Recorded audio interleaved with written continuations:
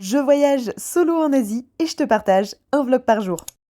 Après mon arrivée en Asie, je suis tout de suite partie retirer des sous et j'aurais dû rentrer l'application Grab sur mon téléphone puisque je me suis clairement fait arnaquer. Rentrer Grab avant d'arriver, vous payerez moins cher. En plus d'avoir payé beaucoup trop cher mon transport, je me suis rendu compte que le code de la route ici, c'était quelque chose qui était pas très maîtrisé. Mais me voilà arrivée à mon auberge, je dors dans le lit du haut, l'échelle pour y monter, elle me fait un petit peu peur. La salle de bain c'est plus que rudimentaire, mais bon, pour 3 € la nuit, on va quand même pas faire les difficiles. En revanche, la douche à côté des toilettes, il va clairement me falloir des tongs. Après avoir déposé mes affaires, je me suis dirigée vers l'ancien quartier et ici le scooter c'est une religion, vraiment tout le monde circule en scooter, c'est difficile de traverser la route mais je vous assure que vous vous y faites, juste tu traverses. Et après être passé devant au moins 250 000 échoppes de magasins de contrefaçon, je suis arrivée au centre-ville à côté du lac et c'était vraiment hyper sympa comme atmosphère. On était vendredi soir et ils commençaient à barricader l'ancien quartier et à installer des scènes un petit peu partout. Moi j'ai décidé d'aller visiter le petit temple qui est sur la presqu'île au milieu du lac, le billet coûte moins de 2 €, vous y accédez par un petit pont rouge. C'était mon premier temple au Vietnam et franchement c'était très mignon, jolie décoration, rien à dire. J'en ai profité pour admirer un peu la vue puisque j'en avais plein les pattes après presque 24 heures de voyage.